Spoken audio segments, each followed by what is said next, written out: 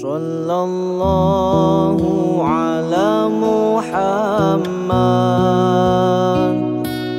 sallallahu alaihi wasallam, sallallahu ala Muhammad, sallallahu alaihi wasallam. Bismillahirrahmanirrahim. Assalamualaikum warahmatullahi wabarakatuh.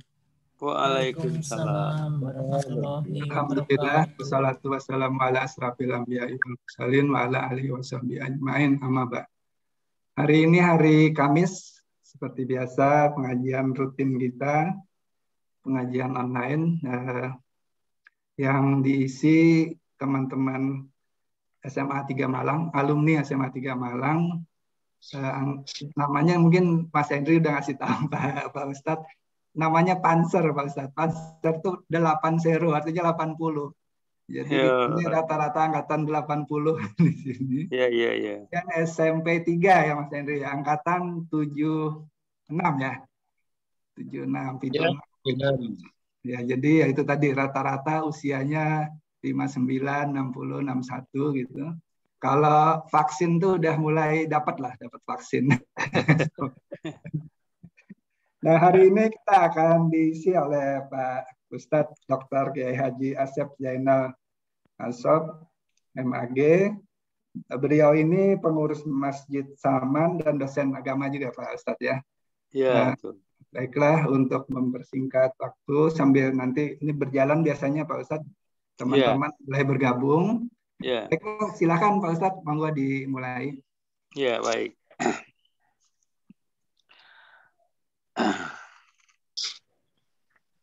Assalamualaikum warahmatullahi wabarakatuh. Waalaikumsalam warahmatullahi wabarakatuh. Innal hamdalillah nahmaduhu wa nasta'inuhu wa nastaghfiruh wa na'udzu billahi min syururi anfusina wa min sayyiati a'malina. May yahdihillahu fala mudhillalah wa may yudhlil fala hadiyalah. Asyhadu alla ilaha illallah wahdahu la syarikalah wa asyhadu anna Muhammadan abduhu wa rasuluh, amma ba'd. Mudah-mudahan kita semua bisa hadir di sini dengan sehat walafiat, konsentrasi, dan mudah-mudahan banyak manfaatnya. Amin. Saya akan menyampaikan sejarah Nabi, ya, tapi mungkin karena waktunya tidak cukup banyak sehingga tidak ada sebagian fragmentanya, tidak sejarahnya. Karena apa? Karena kelamaan sejarahnya. Baik, mudah-mudahan nanti setelah akhir ceramah kita tanya jawab ya. Mudah-mudahan bisa menjadi diskusi yang sangat bagus. Kita mulai ya. Bismillahirrahmanirrahim. A'udzubillahi minasyaitonir. Awalam yarol ladzina kafaru anna samawati wal ardo kanata ratqa fafataknahuma wa ja'alna minal ma'i kulla syai'in hayyin afala yu'minu. Surat Al-Anbiya ayat 30. Dan apakah orang-orang kafir tidak mengetahui bahwa langit dan bumi dahulunya keduanya adalah satu. Kemudian kami pisahkan antara keduanya. Dan kami jadikan segala sesuatu yang hidup berasal dari air. Maka mengapakah mereka tidak beriman? Surat Al-Anbiya, surat 21 ayat 30. Jadi awalnya dulu bumi ini dengan langit bersatu. Yang terbuat dari dukhon, dari dukhon. Yang panas, yang sangat solid. Yang katanya panasnya mencapai 6 miliar derajat Celcius. Kemudian itu menjadi besar, disebut dengan inflation, perubahan cepat, dan kemudian meledak, Big Bang. Yes. Maka itu menjadi jutaan partikel. Ya, itu partikel itu nanti jadi bumi, jadi bulan, macam-macam. Dan itu partikel fasawaha, semakin hari semakin menjauh. Atau disebut dengan expanding universe. Nah, akhirnya kemudian secara ya evolusi bumi berjalan sampai mencapai katanya, kata ilmuwan, 13 miliar tahun. 13 miliar tahun habisnya itu. Sampai hari ini tuh ya, muncullah ya bangsa pohon-pohonan, hewan-hewanan. Dan dulunya katanya itu alam diurus oleh jin, kata Ibnu Abbas. Tapi kata yang lain bukan jin, tapi oleh manusia. Manusia pra Nabi Adam. Tapi mereka nanti akan saling menghancurkan, saling serang, sehingga manusia, tanda kutip, periode awal ini musnah hancur. Setelah hancur musnah, Allah berfirman, itu inni ja'ilun fil ardi khalifah. Itu surat Al-Baqarah ayat 30. Sungguhnya aku hendak menciptakan khalifah di atas bumi, penguasa di atas bumi. Malaikat kaget dan malaikat langsung mengatakan, ataj'alu fiha ma yufsidu fiha wa yasfiku dima wa nahnu nusabihu wa nuqaddisu lak. Ya Tuhan, apakah engkau hendak membuat lagi ya manusia, padahal mereka adalah makhluk-makhluk yang suka merusak, mengalirkan darah dan lain-lain. Padahal kami para malaikat ya memujimu, bertasbihmu, ya itu. Jadi malaikat tidak setuju. Kata Allah, inni a'lamu ma la ta'lamu. Pokoknya aku lebih mengetahui apa yang kalian tidak ketahui. Ya sudah, monggo. Akhirnya diciptakanlah Adam, mintin dari tanah. Gitu. Dan nanti ada sebuah peristiwa bahwa setelah Adam wa'alama Adamal asma'a. Dan Adam diajar oleh Allah tentang al-asma'a. Nama dan sifat-sifat benda. Al-asma itu bukannya nama, tapi nama plus sifat. Nama dan sifat-sifat benda. Kullaha, semua benda-benda. Sehingga Adam pintar, Adam hebat, Adam luar biasa. Nah, baru kata Allah, ya, usjudu li Adam, fasjadu ila iblis. Hei malaikat, sujud kalian kepada Adam. Semua sujud kecuali iblis. Iblis dulunya masuk kelompok malaikat, malakun, makhluk yang lurus. Tapi setelah peristiwa itu, beda sekarang. Ya, itu. Kenapa? Sebab dia tidak malakun lagi. Nah, itu. Ketika itu kata Allah, apa yang menyebabkan engkau sampai engkau tidak mau sujud pada Adam? Si jin tadi mengatakan, khalaqtani min nar wa khalaqtahu min tin. Aku terbuat dari api ya Allah, sedangkan si Adam terbuat dari tanah. Masa sih sang api harus sujud pada sang tanah? Oh, dia sombong. Kata Allah, ihbit, turun kamu dari sorga. Disebut demikian, dia kaget, dia frustasi. Dalam bahasa Arab, frustasi itu ablasa. Disebutlah sang iblis. Gitu. Spesiesnya jin. Tapi disebut iblis gara-gara dia frustasi. Itu. Sehingga kata iblis, awas tu Adam, akan kugoda kamu. Tuh. Sehingga muncul peristiwa penggodaan Adam supaya makan buah huldi. Buah huldinya nggak haram, tidak ada buah yang haram, tapi buah huldi diyakini oleh Adam membawa keabadian. Nah, itu yang haram itu. Jadi kayak makan pisang. Pisangnya halal. Tapi kalau mengatakan begini, ini pisang paling pinggir, kalau dimakan nanti akan tersisihkan jodoh. Wah, itu jadi haram. Jadi buah huldinya tidak haram. Tapi yang haramnya apa? Yang haramnya adalah i'tikad bahwa itu buah keabadian. Ah, udah. Ihbitu, turun kalian semua ke bumi. Gitu.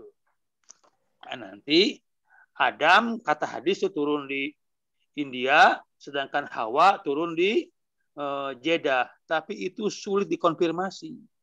Benar enggak? Itu ya, susah. Nah, terjadilah saling mencari. Adam saling mencari dengan Hawa. Kata Adam, Hawa.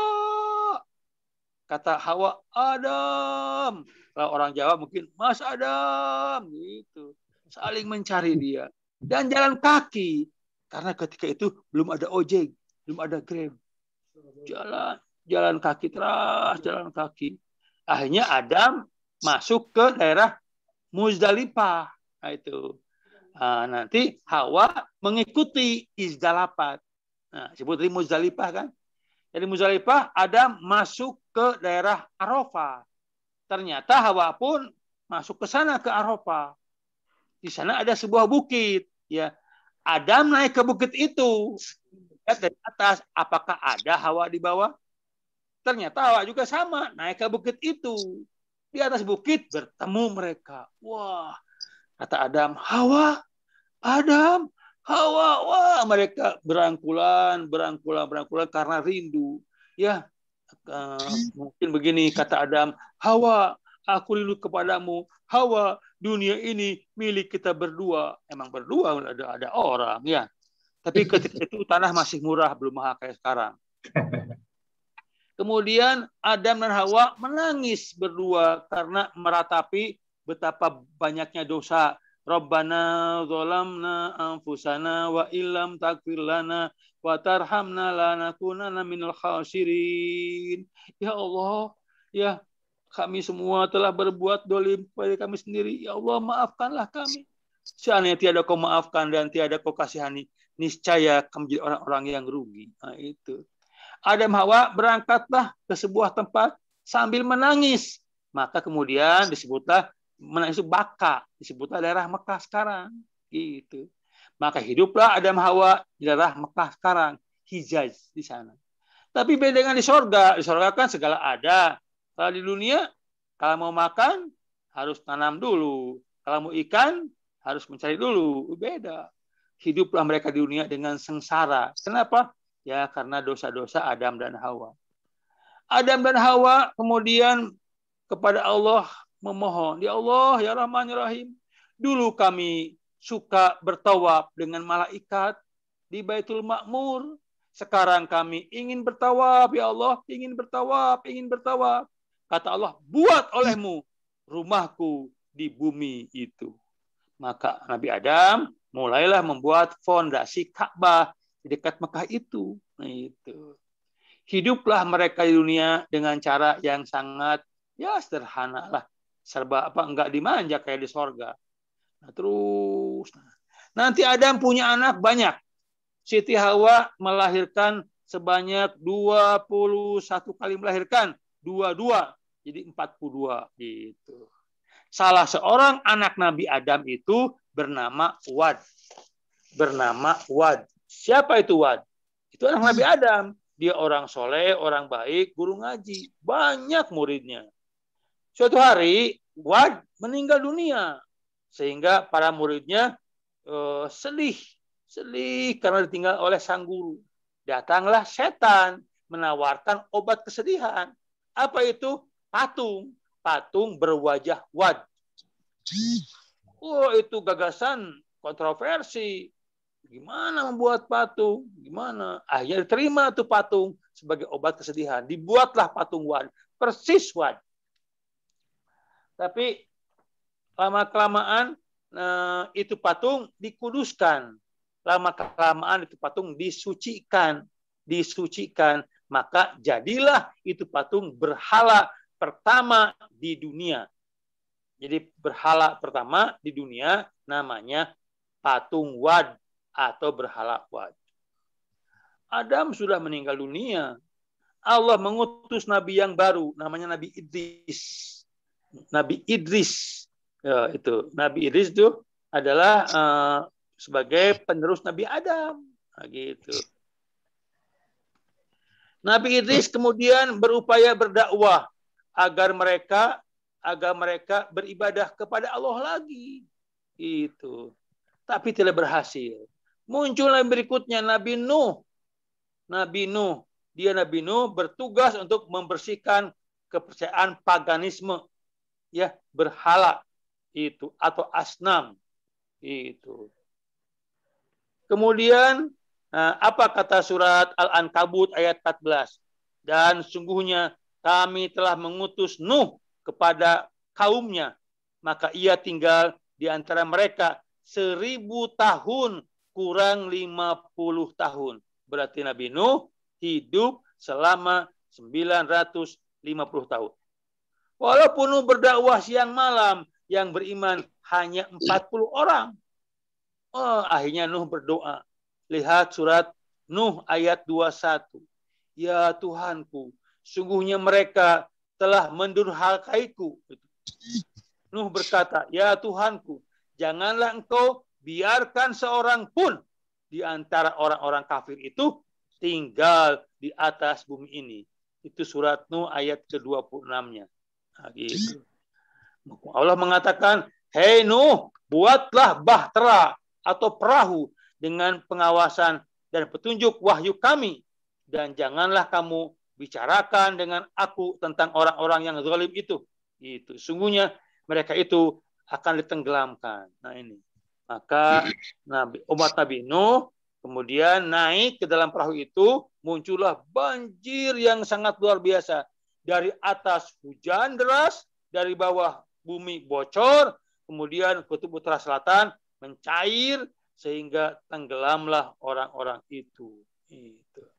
Kemudian Nabi Nuh dengan para pengikutnya berayun-ayun, mengapung di atas berenang, bukan berenang ya, ya mengayuhlah di atas perahu itu selama 3 bulan. Akhirnya mereka kemudian turun di sebuah bukit namanya Bukit Ararat. Saya mengatakan Arafat, Ararat. Bukit Ararat. Di mana itu? Di Bukit Judi, daerah antara Iran dengan Turki. Itu. Turunlah Nabi Nuh di sana dengan para pengikutnya. Kemudian Nabi Nuh dengan para pengikutnya membuat peradaban baru. Disebutlah peradaban Sumeria. Peradaban Sumeria. Nah, itu.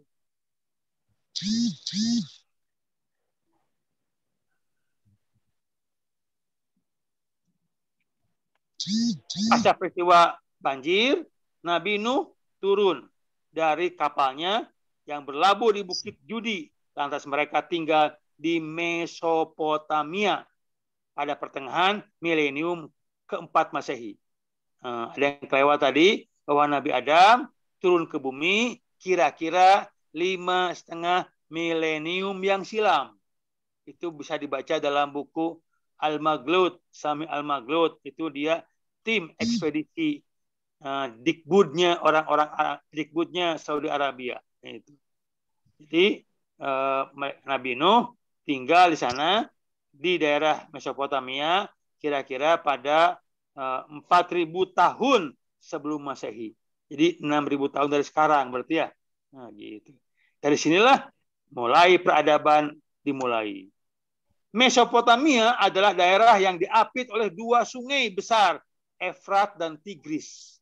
Kemudian Sumeria ditandai dengan Uruk. Apa itu Uruk? Bahasa Arabnya Warka. Apa itu Warka? Kota-kota kuno dengan sejumlah istana dan gedung-gedung megah. Gitu. Tapi kemudian setelah Nabi Nuh wafat, orang-orang Sumeria membuat patung baru, namanya patung Enlil. Patung Enlil, itu patung Enlil, dewa Enlil. Jadi Nabi Nuh meninggal, mereka kafir lagi membuat patung Enlil. Dan mereka membuat sebuah gedung tempat penyimpanan para patung, disebut dengan gedung Zagora atau Zigorat. Nah, itu. Pada tahun 2230 sebelum Masehi, bangsa Sumeria dikalahkan oleh bangsa Akkadia. Nah, kalau udah bangsa Sumeria, ini sudah masuk sejarah dunia. Jadi para penulis sejarah dunia sudah masukkan itu Sumeria. Tapi sejarah dunia tidak pernah memasukkan Nabi Adam, Idris, Nuh nggak pernah. Mereka belum tahu. Itu masih prasejarah ya. Nah, ketika udah masuk peradaban Sumeria, itu tadi tahun 2230 sebelum Masehi, udah mulai itu ditulis oleh para sejarawan. Itu. Bangsa Sumeria dikalahkan oleh bangsa Akkadia. Ya. Sargon, Raja Sargon, nah dengar mungkinnya, adalah raja pertama suku Akkadia. Sargon mendirikan sebuah kota yang disebut kota Akkad. Berdirilah Imperium Akkadia. Bangsa Akkadia mengembangkan huruf Paku, warisan dari Sumeria. Ingat kan di sejarah ada huruf Paku ya. Nah itu. Bangsa Akkadia mengadopsi paganisme dari Sumeria dengan tambahan dewa, namanya dewa Najrusu dan dewa Istar, dewa Venus, Dewi Venus. Dewa Najrusu, dewa matahari, Dewi Istar, Dewi Venus. Ulangi lagi. Nabi Nuh meninggal, muncul kemudian lahir bangsa Sumeria.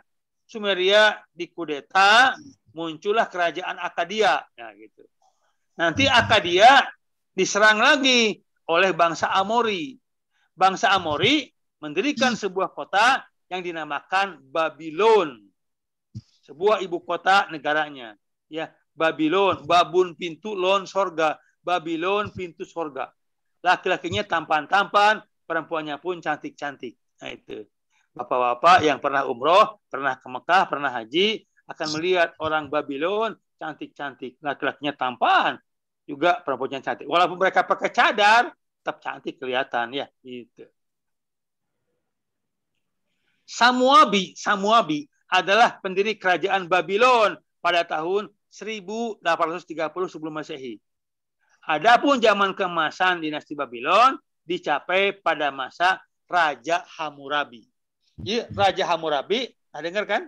Itu tahun 1728 sampai 1686 sebelum Masehi. Raja Hammurabi itu raja hebat.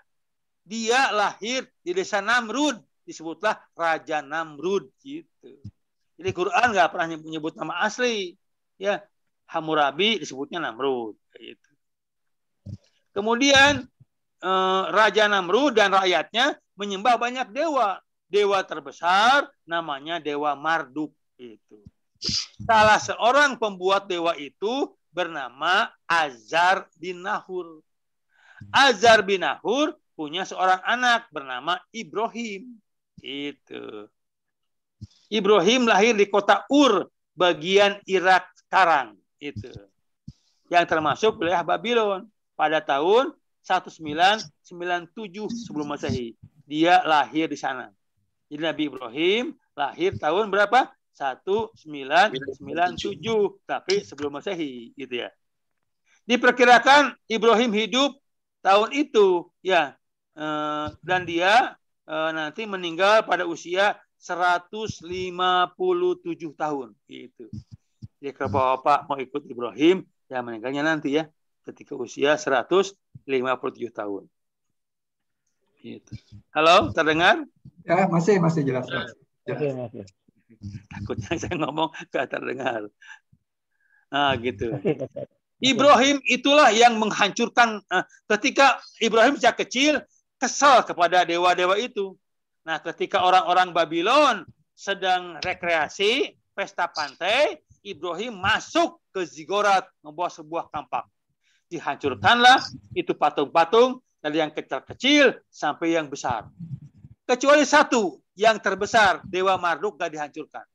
Kemudian kapak penghancur tadi diselipkan di telinga Dewa Marduk.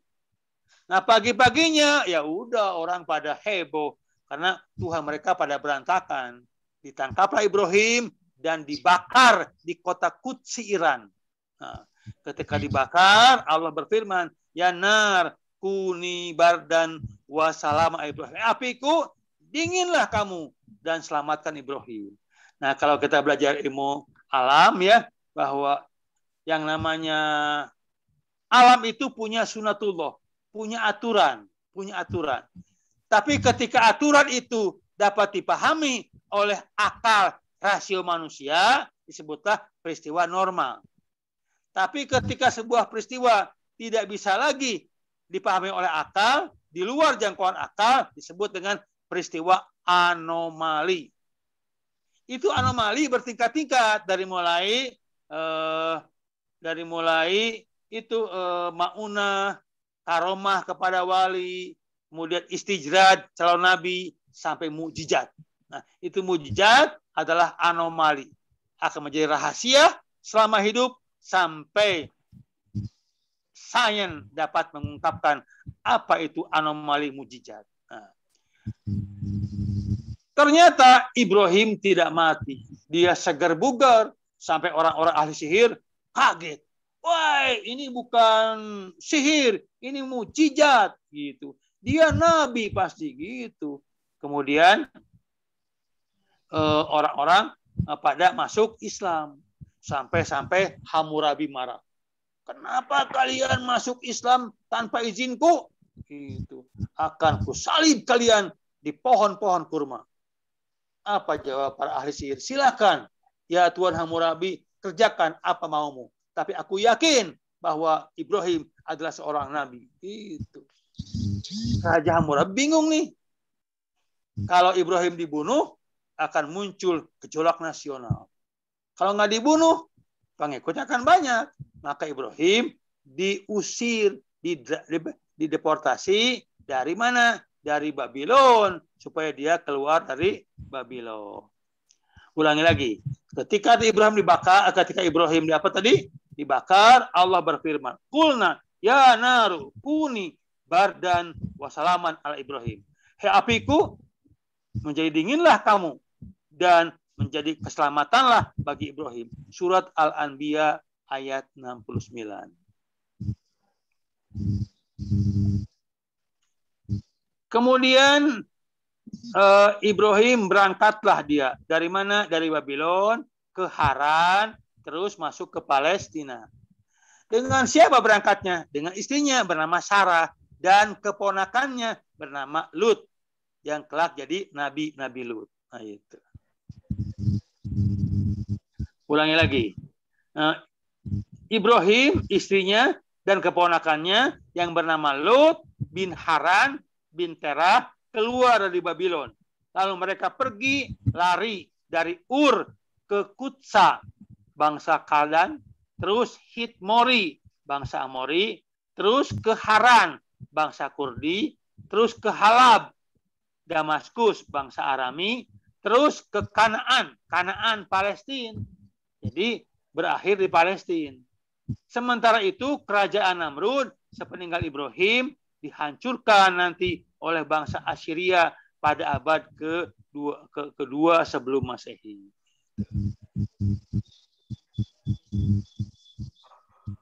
Sampai ke Palestina, Ibrahim ternyata musim kering. Ibrahim tidak betah. Ibrahim dengan Sarah berangkatlah ke Mesir. Sementara Lut tidak ikut ke Mesir. Lut pindah ke seberang ke negeri Yordan. Di Mesir ada sebuah kerajaan, yaitu kerajaan Mesir kuno.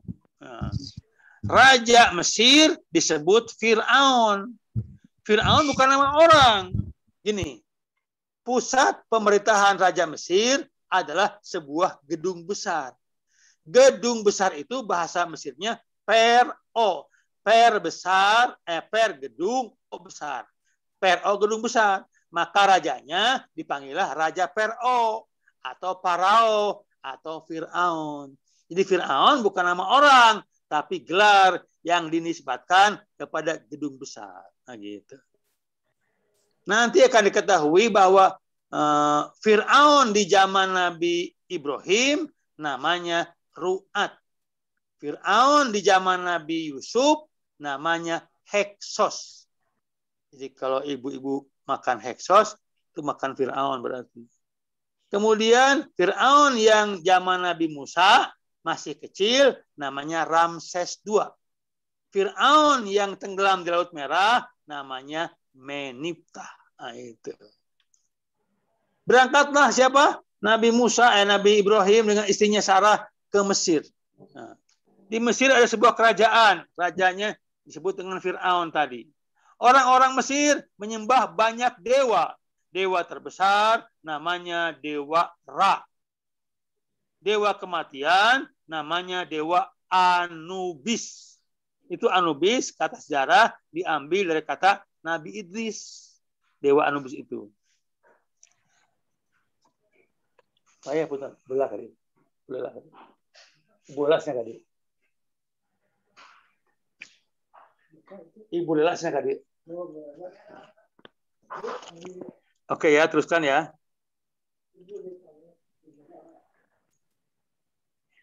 Nah, jadi sekali lagi di Mesir ada sebuah kerajaan, namanya Kerajaan Mesir Kuno. Rajanya dikenal dengan nama Fir'aun, gitu ya. Nah, Mereka menyembah banyak dewa. Dewa terbesar namanya Dewa Ra, dewa matahari. Dewa Anubis, dewa kematian, dan lain-lain. Nah, keyakinan orang-orang Mesir waktu itu, kalau orang sudah mati, nanti akan dibangkit pada hari kiamat. Kebangkitannya itu dengan jasadnya. Oleh karena itu, jasad mayit boleh rusak. Sehingga orang-orang Mesir mulai membasem tubuh mayit agar nanti ketika hari kiamat dibangkit masih utuh. Nah, jasad para raja dikuburkan spesial di sebuah tempat namanya piramid. Itu piramid dijaga oleh seekor singa. Ya, berkepala manusia, manusia berkepala singa disebut dengan Sphinx. Nah, gitu. Ketika Nabi Ibrahim menuju kemana? Ke negeri Mesir. Nah, di dekat istana dicegat oleh para pengawal Fir'aun dan dibawa ke dalam istana. Nah, Fir'aun begitu melihat Sarah yang cantik jelita, langsung tertarik. Ibrahim ditanya, "Hai Ibrahim," kata Fir'aun, "siapa perempuan ini?" Kata Ibrahim, "Dia adalah saudara perempuan saya." Gitu. Kok berbohong Ibrahim? Ya, karena kalau nggak berbohong akan disembelih Ibrahim oleh Fir'aun gitu. Daripada disembelih, ya udah berbohong aja toh, gitu. Akhirnya kemudian Ibrahim dengan Sarah dipisahkan kamarnya. Ibrahim sebelah sini, kemudian Sarah sebelah sana. Setiap malam Fir'aun datang menggoda, merayu Sarah yang cantik. Itu.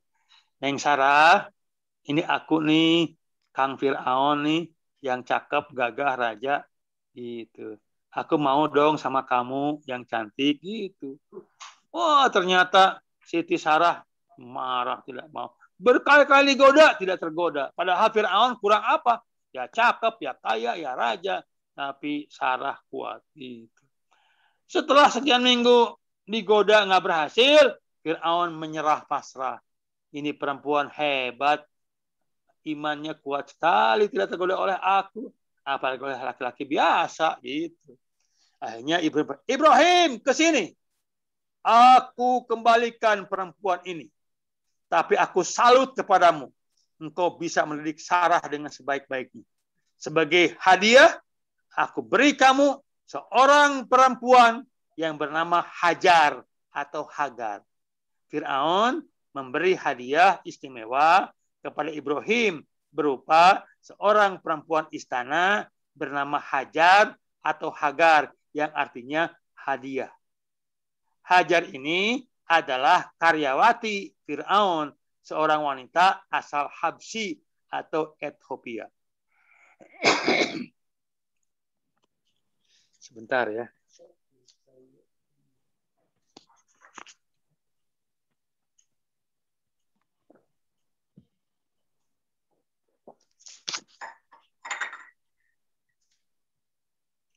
Assalamualaikum, masih?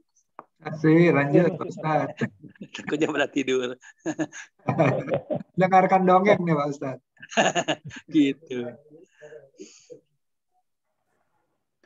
Kemudian mereka hidup di Palestina bertiga. Ya, jadi ketika udah ada Fir'aun, ini hadiahnya kamu Hajar. Oke, kata Ibrahim, Sarah istriku, pulang yuk. Ya Kak, gitu.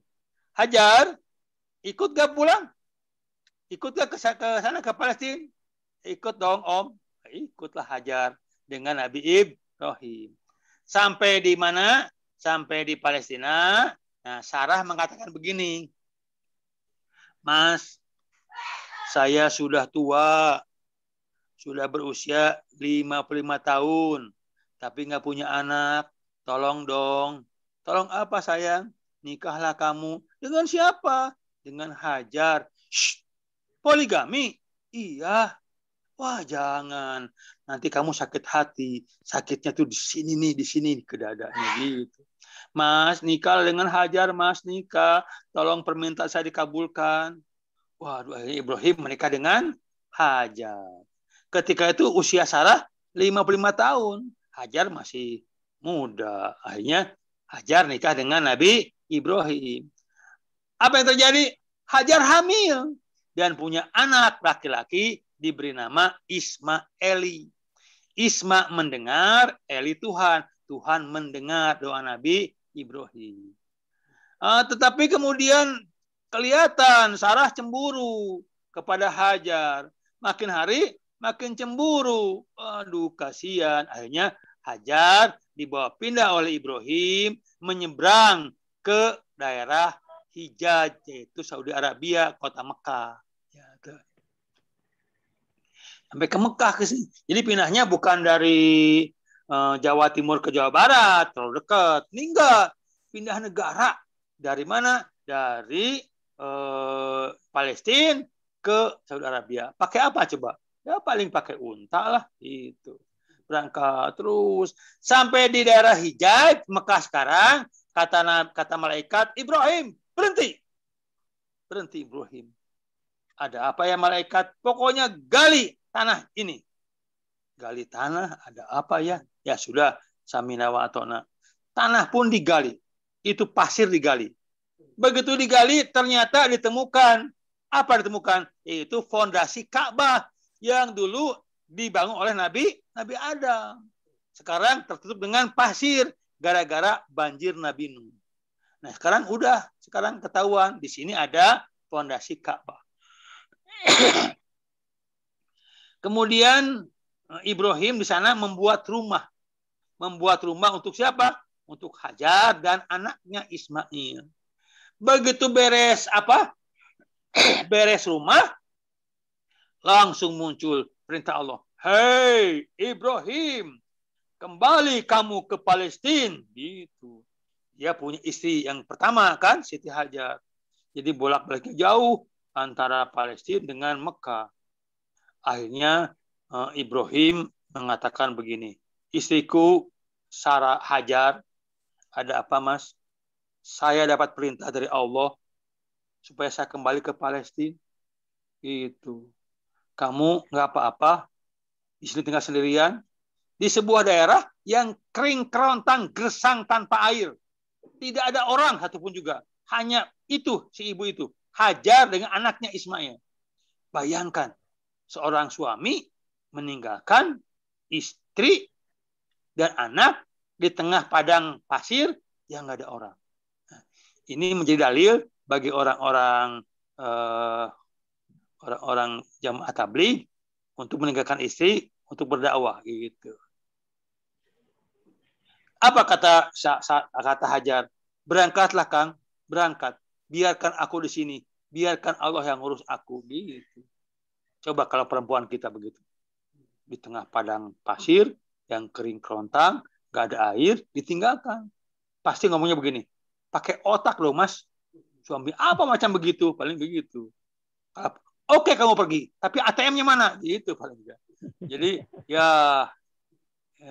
untungnya istri muda seperti itu. Kalau istri muda kita seperti Hajar mah nggak apa-apa ya. Luar biasa. Ini Ibrahim, istri Hajar yang luar biasa. Berangkatlah Ibrahim kemana? Ke Palestina. Menemui siapa? Menemui sang istri pertama. Itu siapa? Itu Sarah. Gitu. Begitu sampai di Palestina, Nabi Ibrahim didatangi oleh dua orang laki-laki yang sangat tampan dan siapa nggak tahu. Nah, kata Nabi Ibrahim, siapa Anda? Ayo masuk ke rumahku. Ibrahim kemudian menyembelih seekor sapi muda, dimasak, disuguhkan. Ternyata itu dua orang nggak mau makan. Kok nggak makan? Kenapa nggak makan? Kami berdua malaikat Ibrahim. Oh, malaikat. Oh-nya panjang ya. Nah, tahu itu malaikat.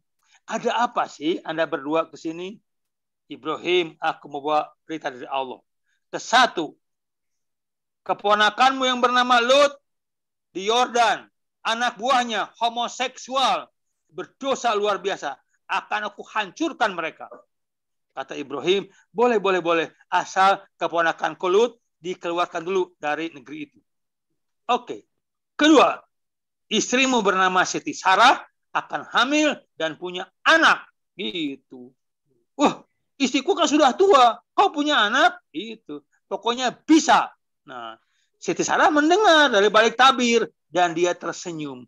Aduh, aku sudah nenek-nenek bisa punya anak ya. Itu. Ya.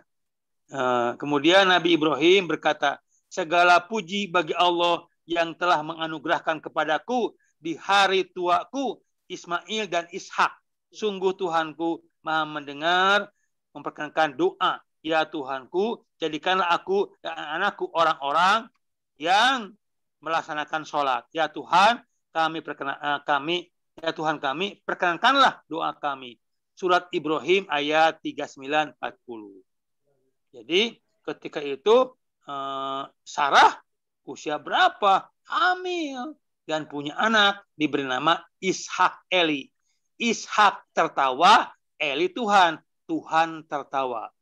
Gitu. Yang tahu bukan Tuhan, tapi Siti Sarah tadi. Nabi Lut itu hidup di antara tahun 1997 sampai 1822 sebelum Masehi. Itu. Ya, dia tinggal di daerah Sodom. Disebutlah kaum Sodomi, ya itu ya. Dia wafat di mana sih? Di Safrah, Syria pada usia 175 tahun. Itu Nabi Nuh ya. Ibrahim berapa? 193. Lut 75. Jadi tua-tua ya mereka meninggalnya. Nah, kalau umat Nabi Muhammad di antara 60-70 tahun. Kemudian Nabi Ibrahim dan Ismail membangun apa? Membangun Ka'bah. Ka'bah dipertinggi terus di tembok sampai ke atas.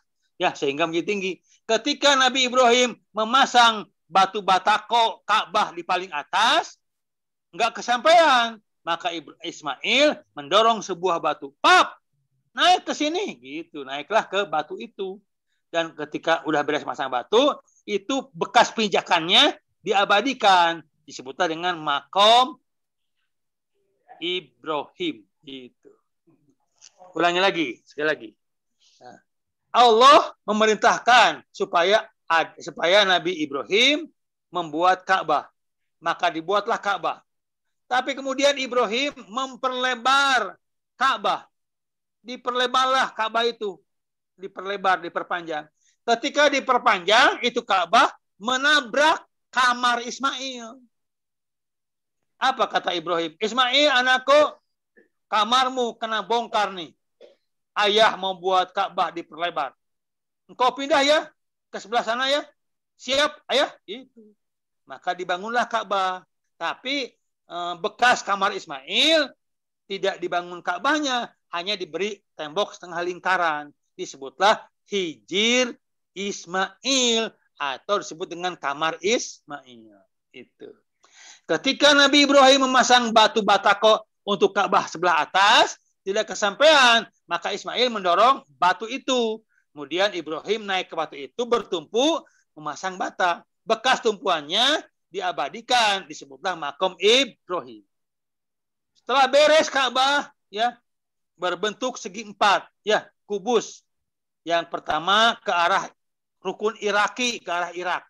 Yang kedua rukun Syami ke arah Syam.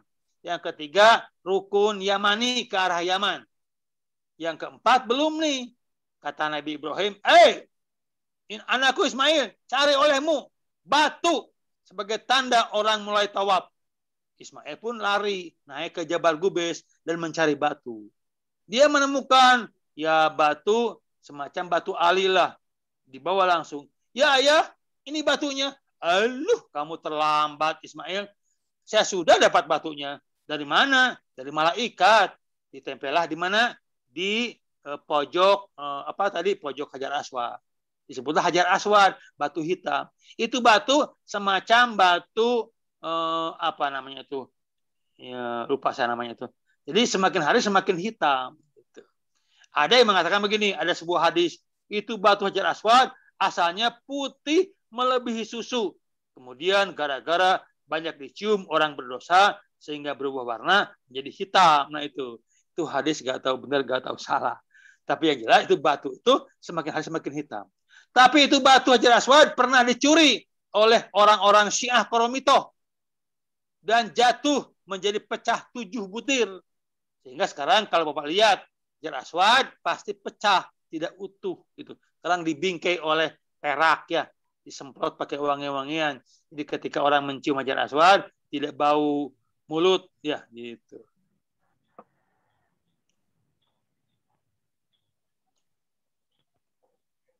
Nabi Ibrahim meninggal pada usia 137 tahun. Dialah yang membangun Masjidil Haram di Mekah. Dia pula yang membangun Masjid Al-Aqsa di Palestina di atas Bukit Sion. Oh, hebat Nabi Ibrahim ya. Membuat 2 masjid raksasa. Satu Masjid Haram di Mekah, 2 masjid Palestina di mana? Di Bukit Sion Palestina. Luar biasa. Kita udah buat masjid belum nih? Belum ya. Katanya umat Nabi Ibrahim, tapi kita belum sehebat Nabi Ibrahim. Nabi Ismail wafat. Oh gini dulu. Nabi Ismail ketika remaja dia nikah dengan seorang perempuan. Seorang perempuan Jurhum. Jurhum teh suku ya, suku Jurhum, orang Yaman. Nikah tuh siapa? Ismail dengan perempuan itu. Gitu. Ketika Ibrahim alaihissalam dengan sang Ibrahim alaihissalam bertamu ke rumah mantunya, ternyata sikap mantunya itu kurang bagus kepada Ibrahim. Wah, Ibrahim kecewa. Maka ketika Ibrahim pulang, berpesan, "Neng, sini mantuku. Ada apa ayah? Tolong ya, sampaikan pesan ya kepada suamimu Ismail, anakku. Pesannya apa ayah? Tolong ya, ganti palang pintu rumah ini." Itu. Ya ayah, itu bahasa simbolik, bahasa kiasan. Kan pintu itu sebagai pintu gerbang ya. Ya udah pulang Ibrahim. Datanglah Ismail. Kata istrinya, "Kak, tadi ada ayah ke sini." Ayah Ibrahim? Iya. Oh.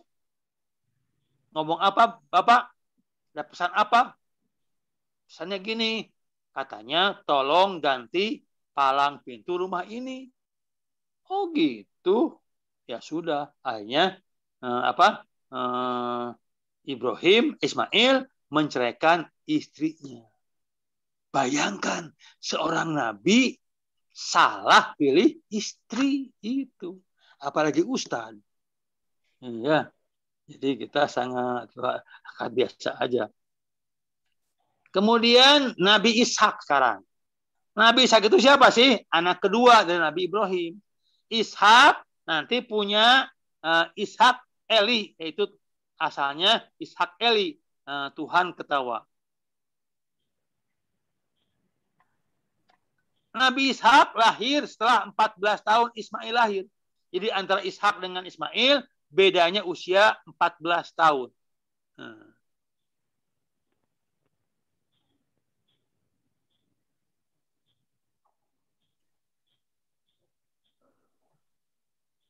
Ketika Sarah melahirkan anak bernama Ishak, umur Sarah 90 tahun.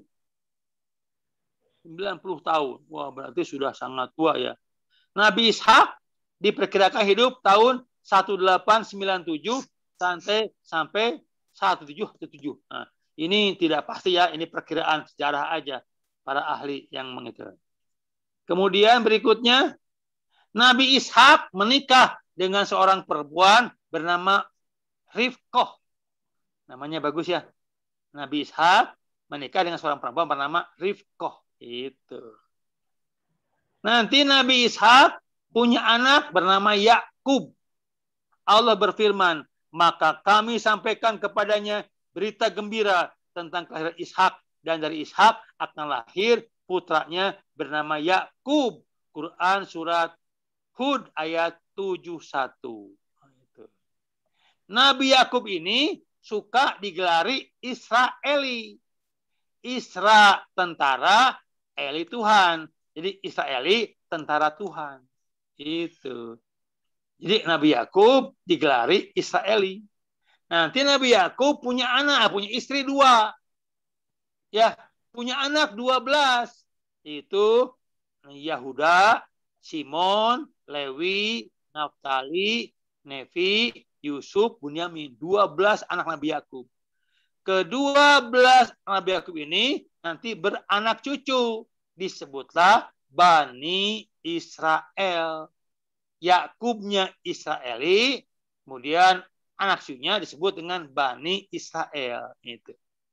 Jadi Bani Israel muncul setelah Nabi Yakub. Surat Al-Baqarah ayat 133. Adakah kamu hadir ketika Yakub kedatangan tanda-tanda maut? Ketika ia berkata kepada anak-anaknya, apa yang akan kamu sembah sepeninggalku? Mereka menjawab, kami akan menyembah Tuhanmu dan Tuhan nenek moyangmu Ibrahim, Ismail, Ishak.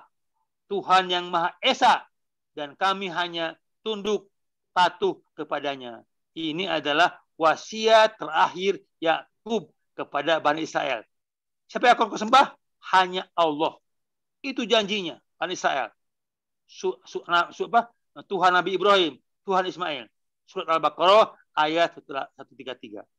Jadi kalau kita mau mati, tidaklah berwasiat siapa yang akan kamu sembah setelah papa wafat. Allah, papa, benar ya. Komitmen ya. Gitu. Nanti ada peristiwa Yusuf. Udah terlalu panjang ya Yusuf itu. Yusuf itu dibuang ke sumur-sumur, diketemukan oleh para pedagang, dijual di Mesir, dibeli oleh Menteri Keuangan Mesir, dipelihara oleh istrinya bernama Zulaiha. Zulaiha kemudian tergoda oleh Yusuf, muncullah peristiwa hampir skandal seksual. Tapi Allah melindungi Yusuf.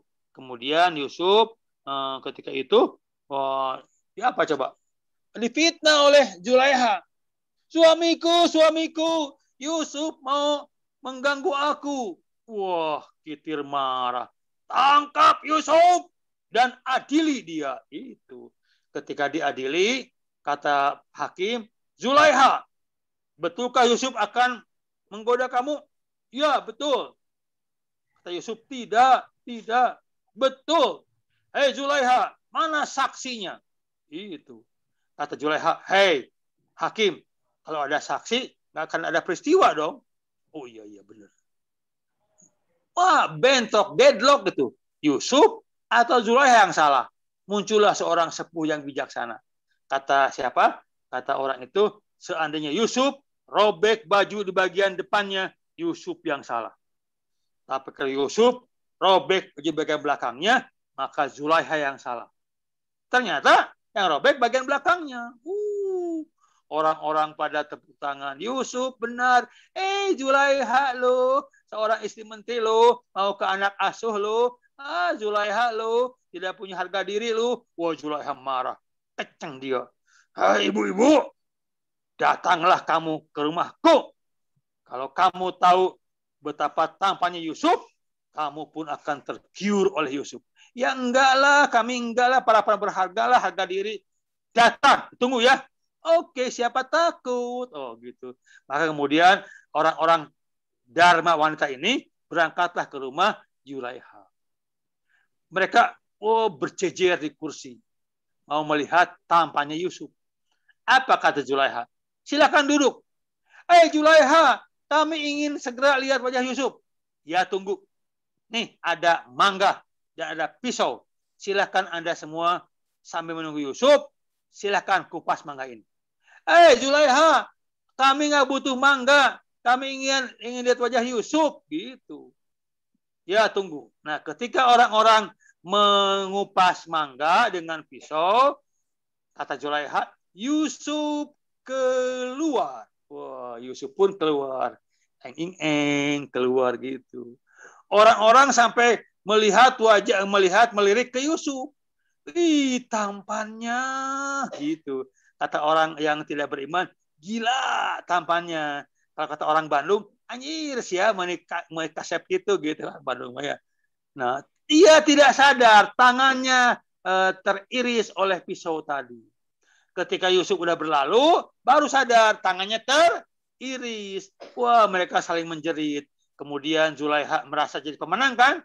Dia berdiri sampai ngipas-ngipaskan tangan ya. Idih kamu, baru lihat sehari udah kelabakan. Aku tiap hari. Elo gitu. Oh, ibu-ibu jadi ingin Yusuf. Kalau sekarang Yusuf selfie yuk gitu. Kalau sekarang mungkin ya. Yusuf digoda oleh para perempuan. Wah, Yusuf berkata, ya Allah, daripada begini takut fitnah, tolong aku minta di penjara saja. Gitu. Maka Yusuf pun di penjara. Yusuf bisa keluar dari penjara setelah dia bisa menakwil mimpi Raja Fir'aun. Yaitu Fir'aun bermimpi ada 7 sapi yang gemuk dimakan oleh 7 sapi yang kurus. Kata Nabi Yusuf, takwilnya adalah Mesir akan mengalami 7 tahun musim panen, tapi akan diiringi oleh 7 tahun musim paceklik. Solusinya adalah harus menabung, membuat tabung makanan, tabung panen. Maka setelah itu Yusuf diangkat sebagai menteri kabulog di pemerintahan Fir'aun Heksos. Itu panjang ceritanya ya, gitu. Itulah Yusuf. Nah, nanti kemudian kita masuk ke Nabi Sulaiman, Nabi Musa. Nah, Yusuf adalah Israel. Kemudian nanti orang Israel pindah kemana? Ke Mesir. Mengikuti siapa? Mengikuti Nabi Yusuf tadi. Tapi orang Israel membuat ulah. Apa ulahnya? Ulah Israel suka ikut campur soal politik negeri Mesir. Fir'aun marah. Kemudian Fir'aun mengintimidasi, bahkan menyiksa orang-orang Israel yang ada di Mesir. Nanti muncullah seorang nabi baru, namanya Nabi Musa. Keturunan dari siapa? Dari suku Nefi. Gitu. Nabi Musa, ibu Nabi Musa bernama Yukabad. Sedangkan istri Nabi Musa bernama Zipora, salah seorang putri Nabi Syu'aib. Itu. Nabi Musa berdakwah bersama Nabi Harun kepada Fir'aun, tapi berulang-ulang Fir'aun tidak mau beriman. Akhirnya kata Musa, ya Fir'aun, berikan aku kewenangan untuk mengasuh orang-orang Israel. Itu. Silahkan, hai Musa. Itu. Maka Musa membawa orang Israel kemana? Ke dekat Laut Merah. Ternyata Fir'aun berubah pikiran. Kejar Musa dan anak buahnya. Kalau nanti dia sampai selamat, bisa-bisa dia membuat kerajaan baru, menyerang kita nanti. Ayo serang. Maka Fir'aun dan anak buahnya mengejar Nabi Musa. Nabi Musa dan kawan-kawan sudah sampai di samping Laut Merah. Maka Nabi Musa atas wahyu Allah memukul Laut Merah dengan tongkatnya. Terbuatlah jalan, si air laut menyibak. Nabi Musa dan kawan-kawan menyeberang Laut Merah sampailah di pantai sebelah sana. Ketika Fir'aun dan anak buahnya berada di tengah-tengah laut, Musa memukulkan tongkatnya lagi, maka air laut pun kembali ke semula. Sampai-sampai kemudian Fir'aun, anak buahnya tenggelam mati semua di Laut Merah. Ketika Sakratul Maut, Fir'aun menifta ini berkata, amantu bi Rabbi Musa. Kami beriman kepada Tuhannya Musa, tapi terlambat, tobatnya sudah terlambat. Dia pun tenggelam. Kemudian sampailah di sebuah gurun Sahara. Itu di Bukit Sinai. Di Bukit Sinai. Nabi Musa dengan anak buahnya sampai di Bukit Sinai. Itu. Kata Musa, kita akan menyeberang menuju ke daerah Kanaan atau Palestina gitu. Kepada Palestina. Nabi Musa bermaksud membawa Bani Israel ke Palestina atau Kanaan. Tetapi kaumnya menolak dengan alasan takut kepada orang-orang jahat yang menduduki negeri Palestina. Lihat Al-Maidah ayat 22 sampai 24. Ya Musa, di Palestina banyak orang-orang jahat. Saya tidak mau masuk Palestina. Hei Musa, berangkatlah kau ke Palestina. Perangi mereka. Kalau udah aman, kami baru masuk. Gitu. Musa jengkel dengan perilaku orang-orang Israel. Kemudian Musa mengatakan, ya Allah, pisahkanlah kami dengan mereka, orang-orang fasik itu. Surat Al-Maidah ayat 25. Kemudian Allah mengadab orang-orang Israel itu. Orang-orang Israel itu yang tidak taat kepada Musa diadab oleh Allah. Dia dihukum selama 40 tahun tersesat di padang pasir liar namanya padang pasir Tih. Nggak bisa pulang dia 40 tahun sampai mereka mati. Itu.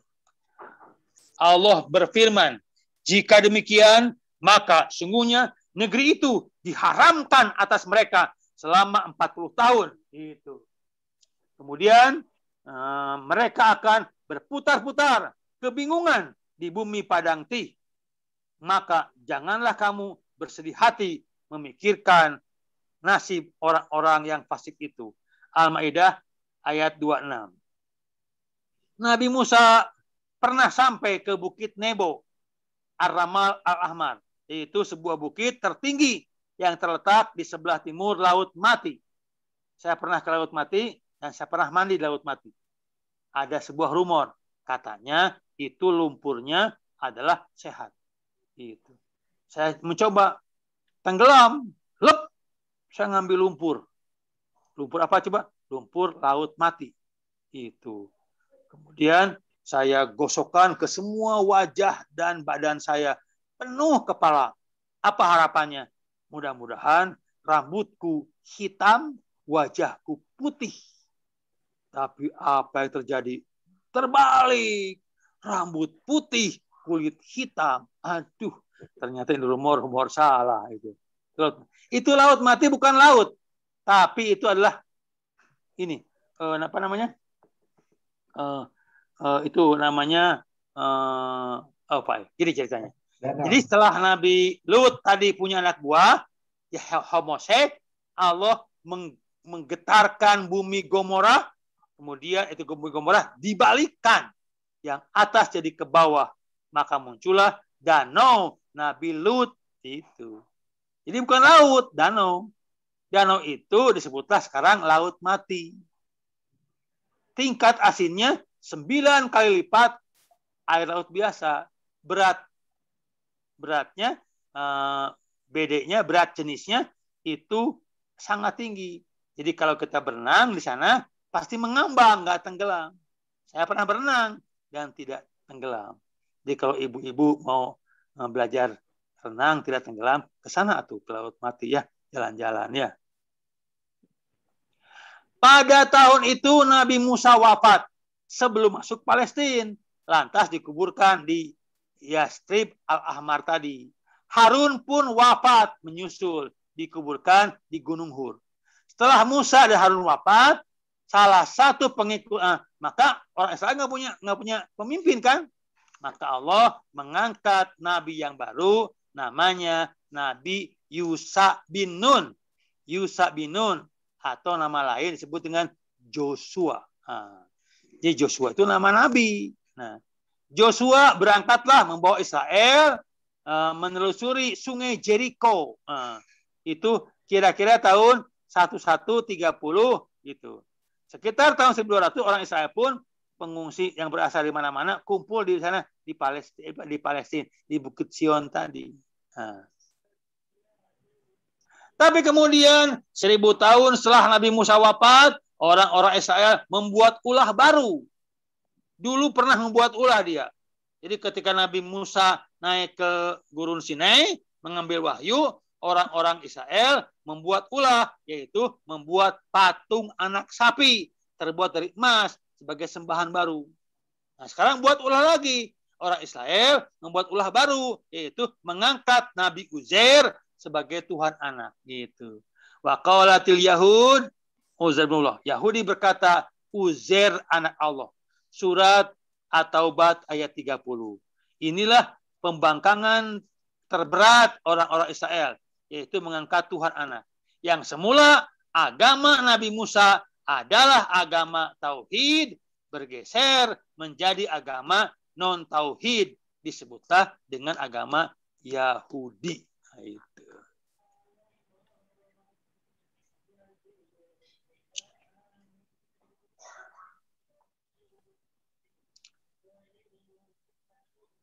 Jauh ya dari Nabi Musa ke muncul Yahudi. Nah, sebelum itu kejadian mengambil Israel, ini ada kejadian nih. Nabi Daud nih, diperkirakan hidup tahun 1041 sampai 971. Itu Nabi Daud. Nabi Daud dari Israel juga. Bani Israel tidak mengikuti kitab Taurat yang diterima oleh Nabi Musa. Bahkan mereka juga meninggalkan agama tauhid. Jadi sekarang bukan agama tauhid lagi. Maka kekuatan mereka jauh melemah. Bani Israel tidak ditakuti lagi oleh bangsa Palestina. Bangsa Palestina berada di bawah pimpinan Raja Lalim bernama Jalut. Jadi ada Israel, ada Palestina. Kalau Israel di bawah Nabi Daud, kalau Palestina di bawah raja bernama Jalut atau nama lain Goliat. Gitu. Israel punya seorang raja bernama Tolut. Bedakan ya, Daud seorang nabi, Jalut jagoan Palestina, Tolut raja dari orang-orang Israel. Gitu.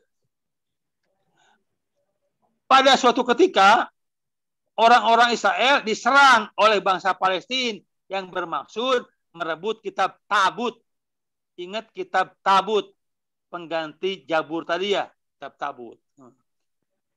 Ketika itu siapa? Si Raja Jalut mengatakan, "Hei Israel, siapa jagoanmu?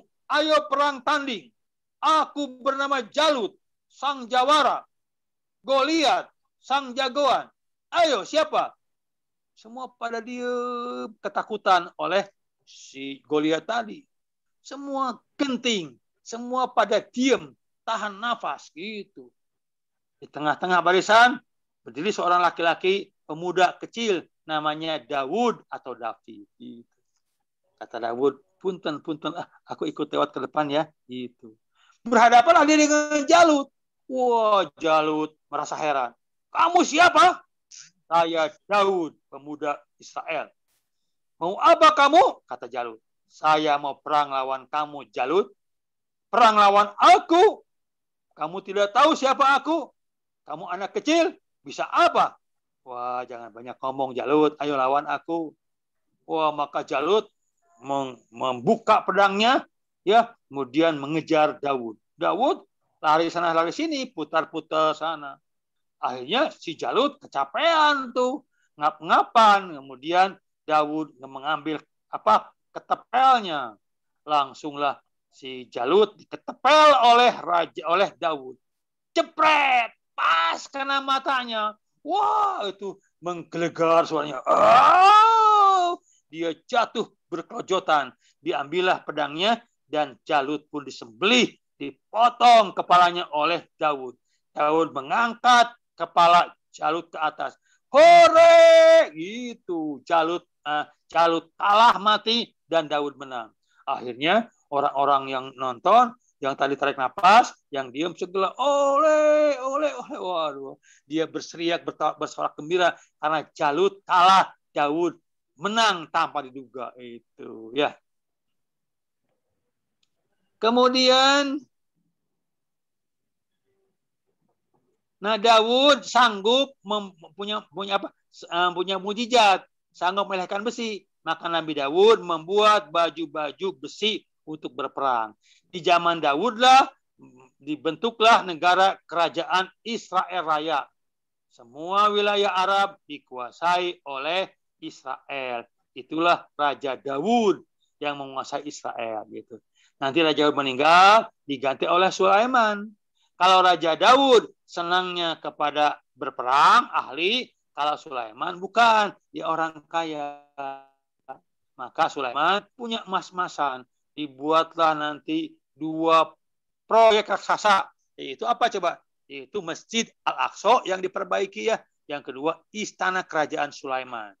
Nanti Sulaiman menyuruh kepada Ratu Bilqis, menyuruh kepada pemudanya, anggotanya supaya memindahkan kursi Gading Gilang Kencana milik Ratu Bilqis dari kerajaan Saba ke kerajaan Palestina Sulaiman. Wah, sampai hari ini orang-orang teknokrat sekarang nggak bisa tuh memindahkan bangku dari negara ke negara hitungan detik. Ini bisa. Seseorang bisa memindahkan benda, yaitu kursi Gading Gilang Kencana dari kerajaan mana? Kerajaan Yaman, Ratu Bilqis, ke kerajaan Sulaiman, yaitu Palestina. Bisa ya. Jadi kalau begitu, teknologi dulu sangat luar biasa. Ya. Ulangi lagi. Sebagai nabi dan raja kaya, Nabi Sulaiman membangun proyek mega raksasa, yaitu istana kerajaan. Ini dihiasi dengan kursi Gading Gilang Kencana yang diambil dari kerajaan Sabah, Ratu Bilqis. Proyek kedua adalah Baitullah, yakni Masjid Al-Aqsa, yang dibangun di atas dataran tinggi Sion, seluas 1 km persegi, terletak di jantung kota Yerusalem. Tapi kemudian pernak-pernik mas-masan diambil, dipreteli orang-orang Israel. Ulangi lagi, Israel sekarang sudah beragama baru. Itu agama Yahudi. Tuhannya 2. Tuhan Allah dan Tuhan Ezra. Nanti muncullah Nabi Isa.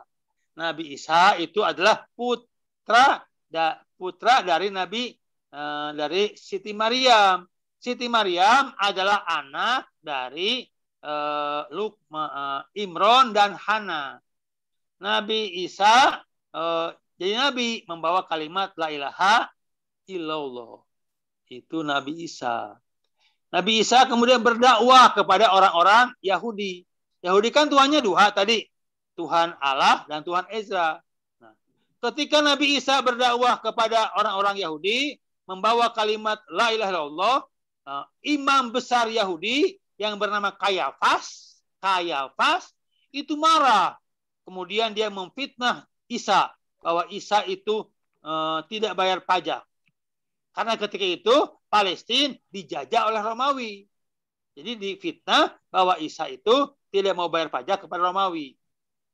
Kemudian Isa difitnah juga bahwa Isa mengaku sebagai raja Palestina yang akan berjuang melawan penjajah Romawi. Romawi marah, dan Romawi kemudian mencari Nabi Isa.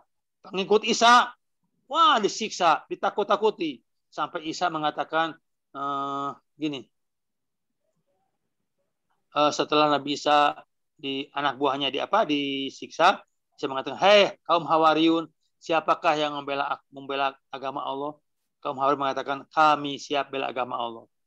Tapi di antara kaum Hawariyun itu, kata sejarah bahwa ada seorang bernama Yudas Iskariot yang berkhianat.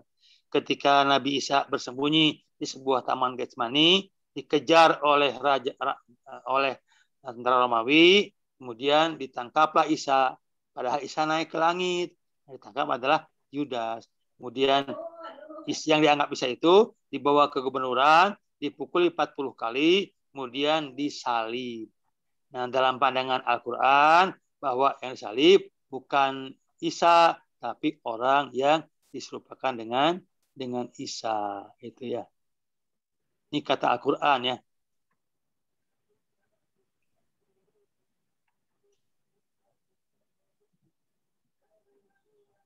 Akhirnya Isa disalib. Nah, Allah menyelamatkan Nabi Isa ya, diangkat ke langit, kemudian nanti muncullah Kisru. Jadi pada masa itu muncul seorang bernama Paulus, masuk agama Isa, membawa ide-ide baru.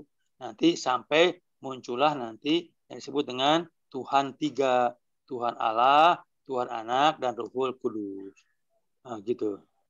Jadi agama Nabi Isa, agama Tauhid, berubah menjadi agama Nasrani setelah hampir 3 abad. Ya, jadi Yesus diangkat ke langit. Nah, pada masa Wali Paulus dan Antoine, itu pada tahun 241 sampai 356 Masehi. Agama Nasrani ini menerima pengaruh dari Yunani kemudian yang paganisme, maka muncullah praktik kerahiban, ya, hidup tanpa menikah. Itu, hidup gak menikah, itu bagi para pasturnya. Pengharaman poligami dan larangan cerai, talak. Pada masa ini, kawasan barat kawasan barat Eropa dapat dikuasai. Nah, jadi ajaran Nabi Isa yang asalnya la ilaha illallah berubah menjadi apa? Berubah menjadi agama yang bertuhan tiga.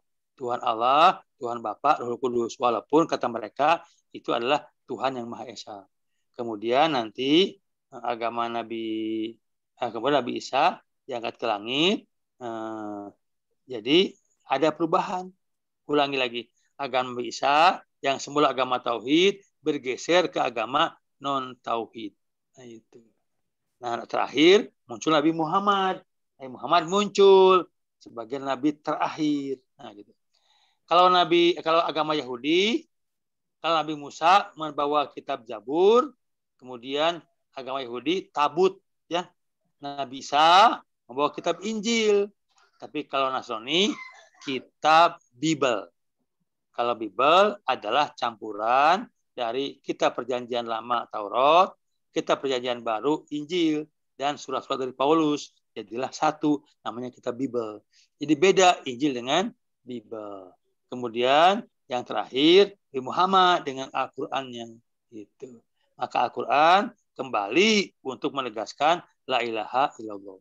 Jadi sebetulnya Nabi itu mengalami pergulatan kebudayaan, peradaban.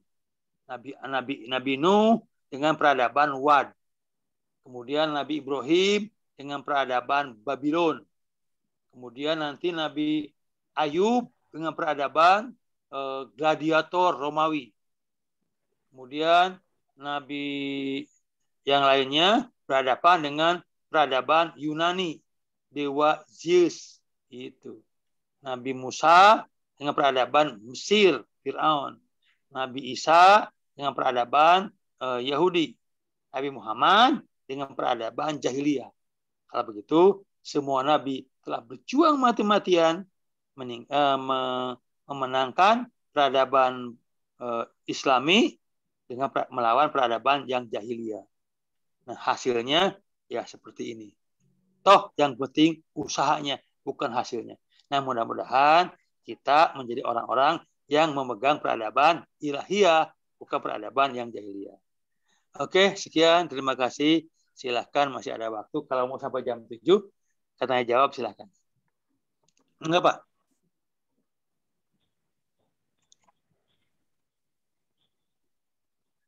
Ya, baik Pak Ustadz. Monggo kalau ada yang mau bertanya dan sebagainya.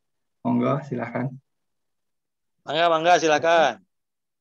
Assalamualaikum Pak Ustadz. Ya. Ya, monggo Mas Hendri.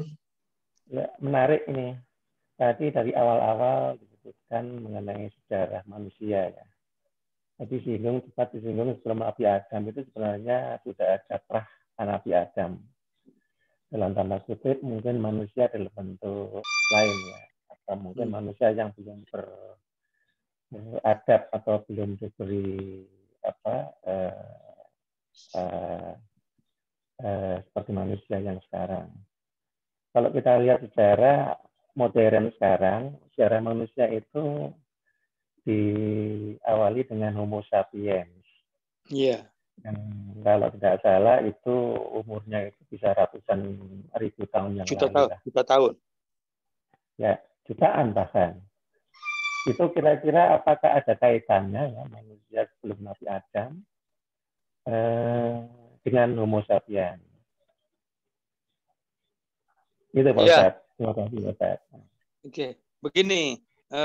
Di ITB antara guru agama, pesan agama pernah terjadi diskusi soal itu. Jadi gini, terbelah dua. Yang satu mengatakan bahwa sebelum Nabi Adam, makhluk yang ngurus bumi adalah jin.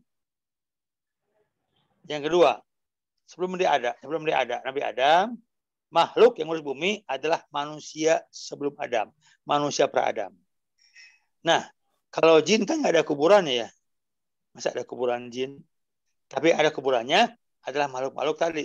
Model Homo sapiens dan lain-lain. Itu umurnya kira-kira 400 juta tahun yang silam. Itu paling muda. Sementara Adam kan baru 5,5 milenium yang silam. Nah, Nah, saya punya anggapan sangat mungkin, tidak pasti ya, sangat mungkin.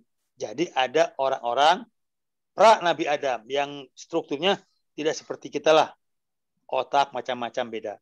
Nah, yang mengurus apa tuh? Yang mengurus alam ini. Mereka dihancurkan gara-gara mereka sering bertengkar, berebut wilayah perempuan dan lain-lain. Gitu. Jadi saya punya anggapan sampai hari ini, Pak, punya anggapan bahwa sangat mungkin makhluk-makhluk yang ditemukan fosil-fosilnya itu adalah makhluk-makhluk yang pernah menjadi khalifah dulu sebelum Adam menjadi khalifah. Cukup, Pak. Ya. Jadi artinya Nabi Adam itu kalau menurut anggapan Pak Ustadz ya bukan manusia pertama ya, tapi manusia pertama. Manusia pertama tipe kedua, gitulah. Dalam bahasa kasarnya. Manusia pertama tipe kedua, gitu. Tapi yang dulu Adam mungkin manusia, mungkin bukan. Tapi kalimatnya ataj'alu fiha man itu. Man itu kata bahasa Arab makhluk berakal. Tapi kalau makhluk gak berakal. Jadi ya Allah, mengapakah engkau hendak menciptakan makhluk berakal lagi? Nah, seperti dulu, gitulah kalimat gampangnya. Kata Allah, ya sudah, pokoknya aku lebih tahu daripada Anda semua. Gitu. Jadi Nabi Adam adalah manusia pertama. Tapi tipe kita nih.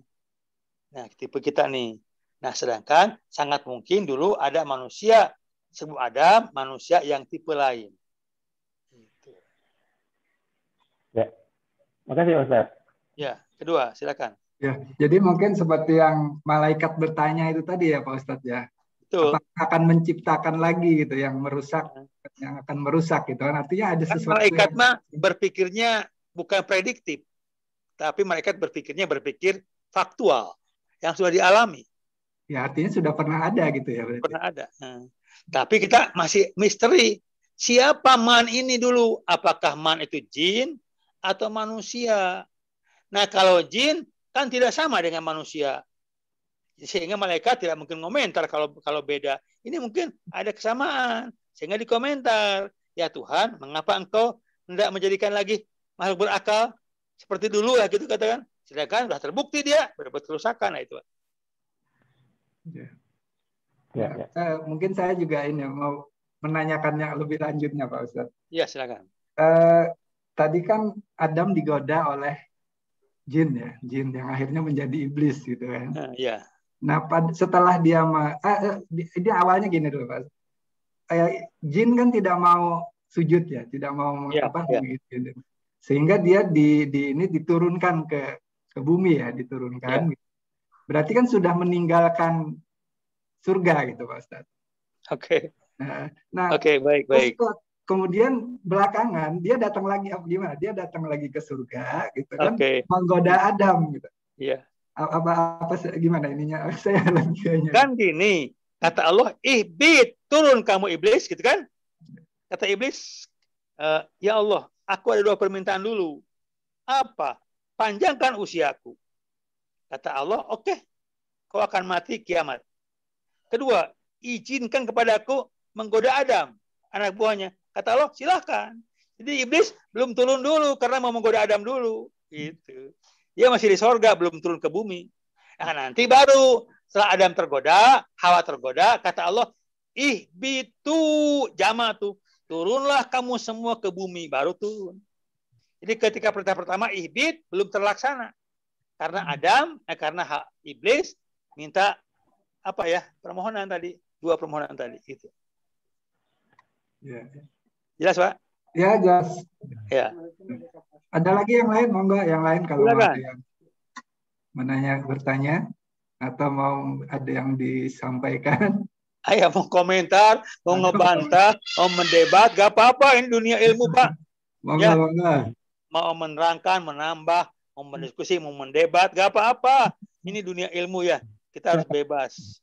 Harus berpikir logis, kritis, analitis, dialektif, Pak, itu pengajian itu. Ayo mangga. Nah ini Mas Mono nih, Pak Ustadz ini dulu aktivis di Salman juga. Mas Mono ada yang mau ditanya nggak ini? Mangga silakan. Assalamualaikum Ustaz. Salam. Ya itu tadi kan terima kasih ceritanya sangat runut ya. Tapi mohon maaf saya tadi datang terlambat. Ya. Ustadz sudah menjelaskan. Nah, tapi mohon diulangi Ustadz kalau memang sudah dijelaskan. Ini kan cerita panjang dengan runut itu kan dasarnya apa ya Ustadz? Apakah ada Al-Quran ada tapi mungkin dia fragmen. Iya. Oke, Bu. Nah, kalau kan kita hanya bisa tahu hal-hal yang gaib itu, cerita zaman-zaman dulu itu kan kalau nggak lewat ayat Al-Quran ya lewat hadis gitu. Iya. Ini dasarnya apa ya Ustaz? Dari mana ya? Kok sok tahu? Sok tahu ya. Ya. Baik, Pak. Jadi ini kalau Al-Quran adalah story, bukan history. Ya. Quran itu story, kisah, cerita, bukan history. History kan sejarah ya. Kalau history, sejarah mesti lengkap. Ada tanggal lahirnya, ada waktunya, ada tempatnya. Tapi kalau story, nggak usah seperti itu. Nah, kemudian kalau story dari A sampai Z, ya. Tapi kalau story cukup fragmenta kehidupan, ya, tidak usah lengkap. Nah, Bapak-bapak, kebetulan ini adalah tim. Jadi Kerajaan Saudi Arabia membentuk tim. Tim apa sih? Tim ekspedisi yang meneliti berbagai macam peristiwa langit dengan melihat artefak-artefak dan lain-lain. Ini ada beberapa bukunya, Pak. Ini lihat, Pak, ya. Kelihatan nggak? Ini adalah mencari satu titik kebenaran. Atlas Agama-Agama Sami bin Abdullah Al-Maghlud. Al-Maghlud ketua timnya. Ya, itu. Apalagi yang kedua. Nih. Atlas Sejarah Para Nabi dan Rasul. Sami Al-Maghlud juga. Oke. Dan ada berapa buku? Ada 6 buku berapa nih? Ini ada lagi bukunya Atlas Al-Quran. Ya. Dari Dr. Sauki Abdul Khalil.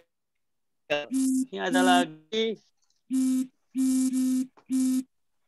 Ini atlasnya hidup Nabi Muhammad. Ini Sami Al-Maghlud juga. Kemudian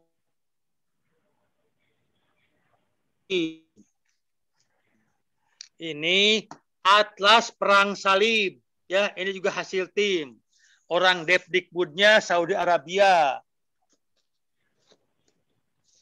Ini ada lagi namanya Atlas Haji dan Umroh. Juga Sami Al-Maghlud. Nah, Bapak-bapak sekalian, di dalam di dalam buku ini, terutama di buku yang berjudul Atlas Para Nabi, dijelaskan nih, ada tahun-tahunnya. Tapi ini juga tahun-tahunnya, misalkan artefak yang ada, ya, artefak yang ada. Kemudian siapa? Sebentar. Saya buka dulu ya bukunya. Ini nih. Udah gini nih, Pak. Ini nih. Ya. Para nabi dan rasul. Ini Nabi Adam, Nabi Dawud, ya. Terus ada tanggal tahunnya, kehidupannya, ada tanggal, ada tempat kelahiran, ada petanya dan lain-lain. Tapi kata pengarangnya, ini hanya perkiraan, tidak pasti karena itu masa silam gitu. Tapi misalkan artefak-artefak semacam diketemukannya fosil perahu Nabi Dawud, kemudian bekas-bekas bangunan kaum Ad, kaum Samud. Jadi hanya sebisa itu, sehingga nggak dapat dipastikan. Ini hanya perkiraan-perkiraan. Karena kalau sejarah, kalau nggak pakai tahun, bukan sejarah, tapi story, bukan history. Itu, Pak. Yang kalau soal itu hanya dari Quran kita pegangannya. Quran itu paling pokok itu. Sedangkan hadis pembantu. Adapun ini hasil ekspedisi adalah hanya untuk menemukan bukti-bukti. Ya, jadi esensinya bukan pada tahunnya, tapi esensinya pada apa ya? Pada pergulatannya antara pergulatan tauhid dengan pergulatan peradaban tauhid dengan pergulatan peradaban yang non tauhid, jahiliyah macam-macam. Oke, Pak? Ya, kasih Ustaz. Ya, siapa lagi silakan? Enggak, Amor. Mungkin mau ada yang disampaikan. Ya, Mas Amor ini juga aktif dulu di Salman, Pak Ustadz. Amor Kodrat ini. Oh iya, silakan. Mas Amor, kalau ada yang mau ditanyakan, monggo. Belum. Mas Sigit juga, Mas Sigit ini dulu juga di Salman ya, Mas Sigit Indriono.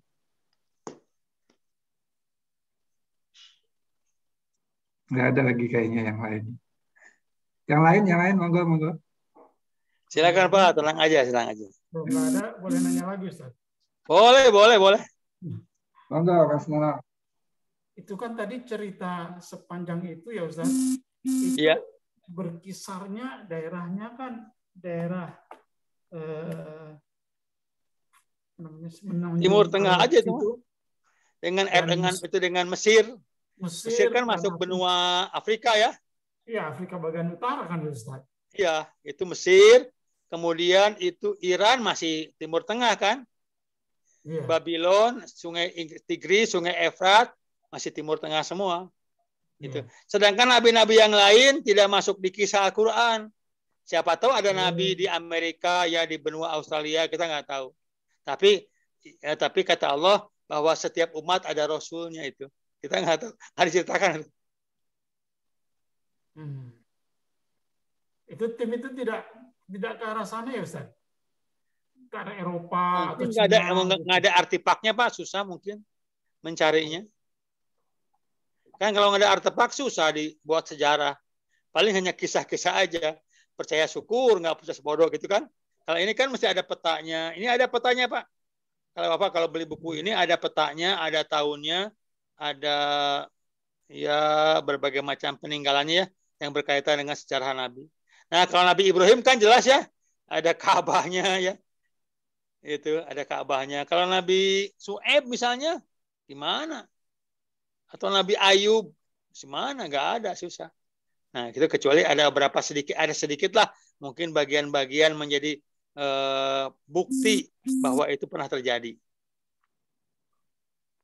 Ya, silakan.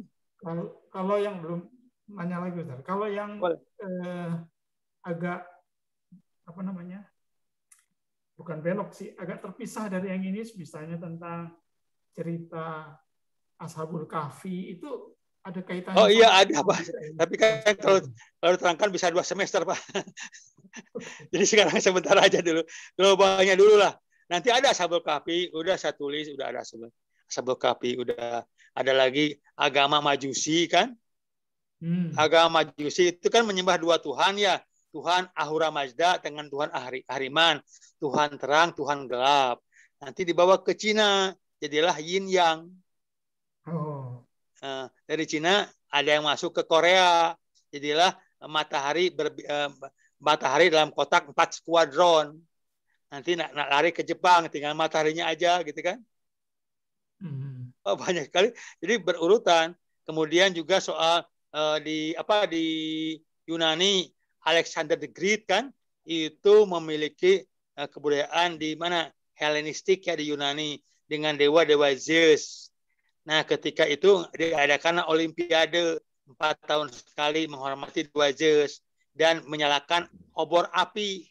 Obornya itu diambil dari api suci orang-orang Majusi di sana di Iran atau Persia itu. Dibawalah ke Indonesia jadi api pon dan lain-lain, nggak tahu. Berkaitan semua Pak, nggak ada yang lepas Pak. Jadi berseri nih ya Pak Ustadz ya, ada seri-seri lain ya. Oh, boleh. Kalau nggak bosan mah boleh. Bisa dilanjut ini nanti. Boleh. Monggo yang lain. Bapak, kan saya belum menerangkan agama Zoroaster ya, belum menerangkan agama Sabi'in kan. Majusi, Sabi'in belum terangkan kan. Ya. Karena itu Kalau saya terangkan kepanjangan, jadi blur. Jadi kalau sejarah global dulu supaya jelas kaitannya sama lain. Kalau udah jelas global, oke, paham, baru rinciannya, detailnya. Karena kalau langsung sifatnya apa? Sifatnya detail, nanti malah blur, nggak bisa menangkap ini gimana, dari mana esensinya, gimana benang merahnya, susah. Iya, iya, siap Pak Ustadz. Terima kasih. Ustaz. Monggo, ada lagi yang lain? Mumpung Pak Ustadz ada lagi masih. Silakan Mas. Mas Hendri, suaranya nggak ada Mas Hendri. Assalamualaikum Pak Ustadz. Waalaikumsalam Bu. Waalaikumsalam. Mbak Vina nih. Mas, silakan Mbak Vina. Mau tanya buku-bukunya itu apakah ada di toko begitu Pak Ada Ustadz? Bu, di toko banyak Bu. Oh iya. 6 buku yang bagus, bisa terbitan Al-Mahira, tanya aja ke toko buku. Ada berapa banyak buku terbitan Al-Mahira, karangan Sami bin Abdullah Al-Maglaud. Iya. Diterjemahkan ke dalam bahasa Indonesia ya Pak Ustadz ya. Ya. Itu untuk anak-anak bagus sekali Bu. Dan mungkin ada orang yang belum tahu tentang perang salib, gimana sebenarnya, itu diterangkan dengan baik. Jadi perang salib itu diawali oleh orang-orang Syiah Ismailiyah, merusak kuburan Yesus gitulah. Nah, marahlah orang-orang Kristen, peranglah perang salib. Bertahun-tahun, sampai 200 tahun. Ya Pak Ustadz. Satu lagi Pak Ustadz. Ya, mangga. Ini sabda Rasulullah Shallallahu Alaihi Wasallam itu beliau bersabda bahwa umatku tidak sampai berumur 1.500 tahun. 1.500 tahun itu kalau dalam Hijriah itu kurang, kalau sekarang kan 1.442 Hijriah. Kira-kira kurang 58 tahun Hijriah lagi. Bagaimana seperti ini Pak Ustadz? Apakah nanti anak cucu kita yang akan mengalami itu akhir dari suatu peradaban? Terima kasih. Assalamualaikum warahmatullahi wabarakatuh. Ya, itu Nabi hanya mewanti-wanti aja sebagai warning bahwa bisa-bisa Islam lenyap dari muka bumi ini setelah sekian tahun. Ya, gitu. Tapi kan masalahnya gini Bu, mengenai tahun ya, tahun itu kan sebetulnya relatif. Kalau tahun Masehi dengan Hijriah beda ya. Kemudian kalau tahun langit kedua sudah beda lagi. Inna yauman inda rabbika ka'alfi tahun. Satu hari kata Allah sama dengan 1000 tahun. Itu langit kedua. Ketiga lah. Di langit ketujuh lain lagi. Miqdaruhu khamsina alfasana. Satu hari sama dengan 50.000 tahun. Jadi kalau kita hidup selama 60 tahun, kalau menggunakan hitungan Masehi, ya 60 tahun. Menggunakan hitungan Hijriah, 62 tahun. Menggunakan hitungan Neptunus, itu 3 bulan. Gitu ya. Menggunakan hitungan langit kedua, itu hanya 1,5 jam. Menggunakan hitungan langit ketujuh, hidup kita hanya 1,8 menit. Waktu itu relatif kata Einstein. Dan makin naik ke atas, makin lebar masanya. Sehingga jadi relatif waktu itu. Nabi Muhammad mungkin menghitungnya dengan Hijriah. Nggak tahu ya kita pasti. Namun itu hanya warning aja ya. Jadi Nabi itu sebetulnya tidak akan menyebut tahun-tahun sebetulnya. Ya, itu hanya warning. Saya juga belum baca hadisnya langsung Bu itu. Ya. Oke Bu. Terima kasih Pak Ustadz. Assalamualaikum warahmatullahi wabarakatuh. Salam. Baik, mungkin karena waktu sudah ini hampir jam 7. Mungkin insya Allah nanti kalau ini kita bisa minta lagi Pak Ustadz untuk yang lebih detail lagi. Terima kasih banyak Pak Ustadz. Sebelum ditutup, mari kita berdoa Pak Ustadz. Monggo Pak Ustadz. Bismillahirrahmanirrahim. Alhamdulillahirabbil alamin. Allahumma sholli ala nabiyil karim. Ya Allah, ya Rahman, ya Rahim, ya Malik, ya Kudus. Allahumma ya Allah, ya Rahman, ya Rahim, ya Malik, ya Kudus. Allahumma inna nas'aluka rizqan wasi'a wa ilman nafi'a wa amalan mutaqabbala wa syifaan min kulli da'in wa saqamin.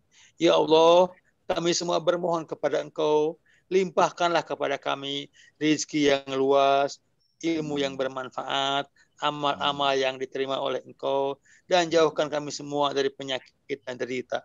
Allahumma inna nas'aluka husnal khatimah wa maghfiratan qoblal maut wa rahmatan indal maut wa syafa'atan wa rahmatan indal maut wa syafa'atan ba'dal maut. Ya Allah, mohon kepada kami, limpahkanlah ya Allah kematian husnul khatimah, kemudian rahmat ketika kami mati, dan syafaat ketika kami sudah mati. Ya Allah, ya Rahman, ya Rahim, Rabbi adkhilni mudkhala sidkin wa akhrizni mukhraja sidkin waj'alni rasulun nasira. Ya Allah, berikan kepada kami ya, kemudahan di awal, kemudahan di akhir, dan jadikan bagi kami pemimpin yang menolong. Allahumma inna na'udzubika minal corona. Allahumma inna na'udzubika minal corona. Rabbana atina fid dunya hasanah wa fil akhirati hasanah wa qina adzabannar. Walhamdulillahirabbil alamin. Amin ya Allah ya rabbal alamin. Amin ya Allah. Assalamualaikum warahmatullahi Allahumma rahamna bil Qur'an waj'alhu lana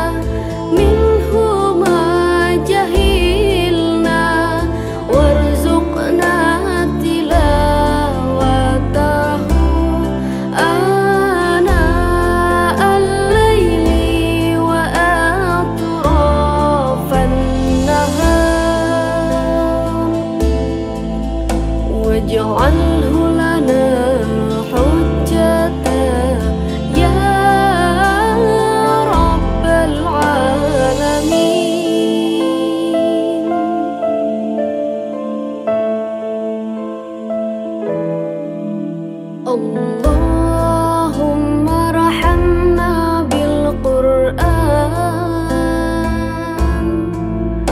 waj'alhu lana imam